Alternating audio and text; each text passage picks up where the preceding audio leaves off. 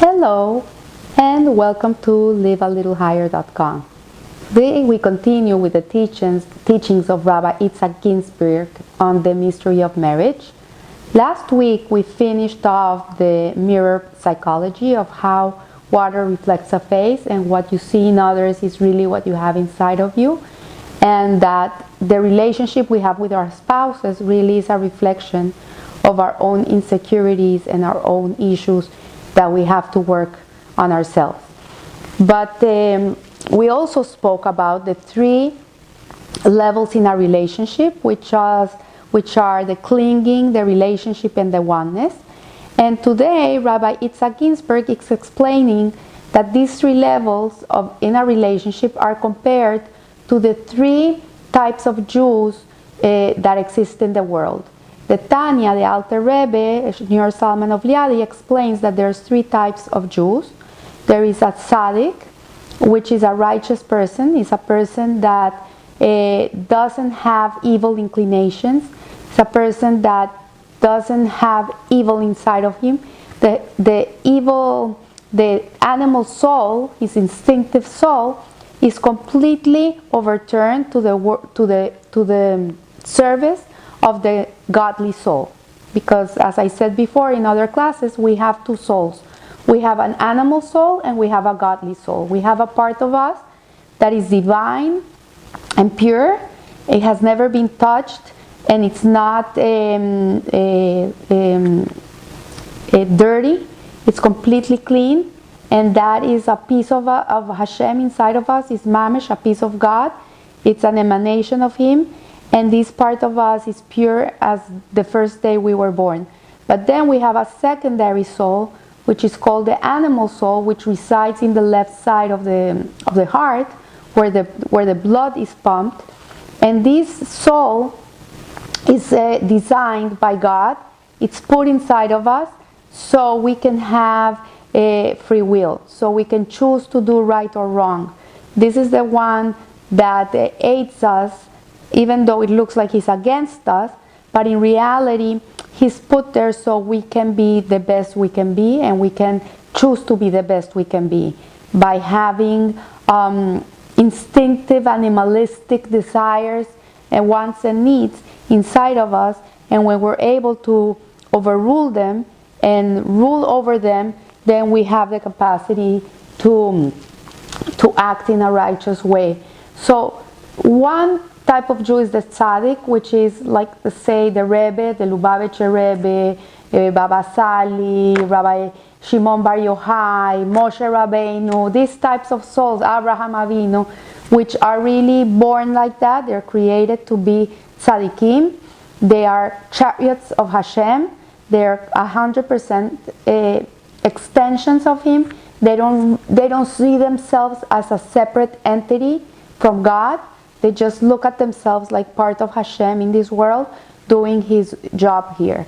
And they really, their free will is to choose to do this. But they don't have to struggle. They don't have the struggle inside that a regular person has if they eat the ham and cheese sandwich, or they don't eat the ham and cheese sandwich because it's not kosher. For them, it's not even a question. They don't even struggle with it. Or if I give my tzedakah or I don't give my tzedakah. For them, they prefer not to eat for a whole month, but to give the tzedakah. So this is a different makeup. And Rabbi Isaac Ginsburg is comparing it in the levels of the relationship. This would be compared to the relationship when it has achieved the stage of oneness between the husband and the wife. Because when a husband and a wife are able to reach this, they're able to reach this place in their relationship, there's no beginning and there's no end. The beginning is wedged in the end and the end is wedged in the beginning. The couple don't see each other as separate entities. They just feel they're one.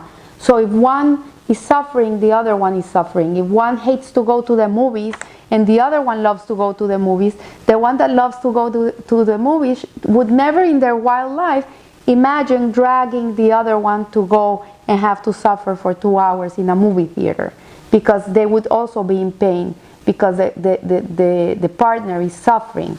So to understand a little bit more about how a tzaddik works, he is connected to the part of the lev, of the heart. There's 36 hidden tzaddikim and 36 revealed tzaddikim in every generation of the world. They're really the pillars that sustain the world. If they're missing, then the world cannot exist. And they are connected to they're called lamet vav, like the heart, lev. And they're what they are who sustain the world. And also they understand that the Jew, they see every Jew like a tzaddik. They don't see people as evil or good or bad. When you used to go to the Rebbe Lubavitch for brahas, people used to ask him how could it be that he was standing for such long hours. He was already elderly, he was in his 80s, standing for hours and hours, I'm saying 10, 15, 20 hours, giving dollars to people and giving them blessings. And once someone asked him, how could you do it? Don't you get tired? And the answer was, when you're counting diamonds, you never get tired. So the Rebbe had the capacity to see the goodness of every person. He had the capacity, when he looked at a person, he didn't look at the person as he was at that moment. He was able to see that person as their potential. And that's what he focused on. So when a couple is able to reach this point in their relationship, the wife doesn't see the flaws of the husband. She doesn't see it anymore. She just sees what the husband can become. And she's concentrated on that. And also the husband is not thinking, oh, she's so noisy, oh, she's so not so tidy in the house, oh, she doesn't cook so well. He's not in that level anymore when you're in the oneness part of the relationship. When you're at that part, when you reach that part, the couple don't see these things. They just see how the greatness of the other person could be manifested. And their whole purpose is to help that person bring that part of them into the world. And they're not concentrated in the evil aspect of their makeup. So this is what it says.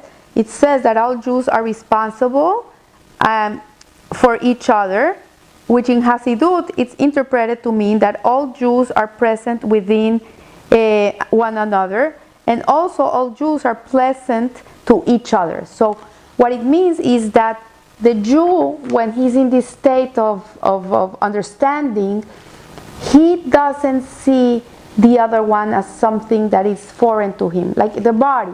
If you look at your body, you have so many parts to your body. You have your brain, you have your head, you have your eyes, your nose, your mouth, your ears, you have your neck, then you have your torso, then you have your arms, your hands, your fingers, the legs, and each part of your body, it aids the body in a different way. So for example, if I need to go to the supermarket, my hands are not going to take me to the supermarket. I need my legs.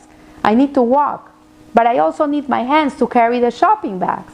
So the whole body is working together to be able to do what it needs to be done. So for example, I'm not going to be upset at my left shoulder and I'm going to start hitting my left shoulder because it doesn't feel well and it hurts when I'm carrying the bags. I would be nuts if I'm doing this. I understand that my whole body is part of a one. If my shoulder hurts, my whole body is not feeling right. So this is the way in which a couple come to understand their oneness. They don't see each other as two separate entities looking two separate ways. Their faces are looking at each other. And whatever one is lacking, the other one is lacking too. So the whole purpose of a tzaddik is to unify everything around him. And this is holiness.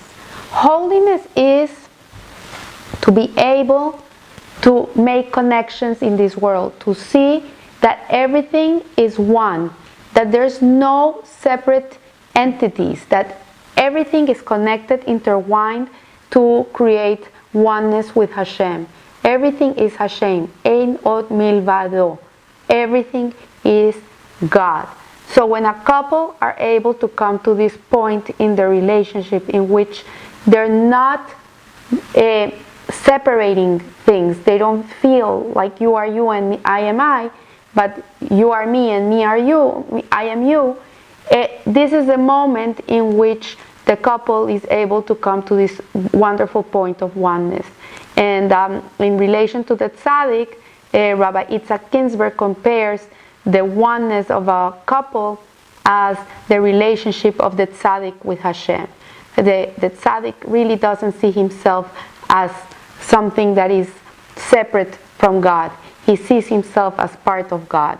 And I hope we should all strive to come to this point in our marriage life in which we see our partner as a part of us and he sees us as a part of him. And in this way, we will have true Shalom Bayit, because oneness is true love. And I want to wish you a good week, a happy week, a healthy week, a week full of Shalom Bayit in your home, where peace is the queen in the house, and where you can wake up every morning with a smile in your face and go to sleep with another one. So I wish you all the blessings and live a little higher. Thank you.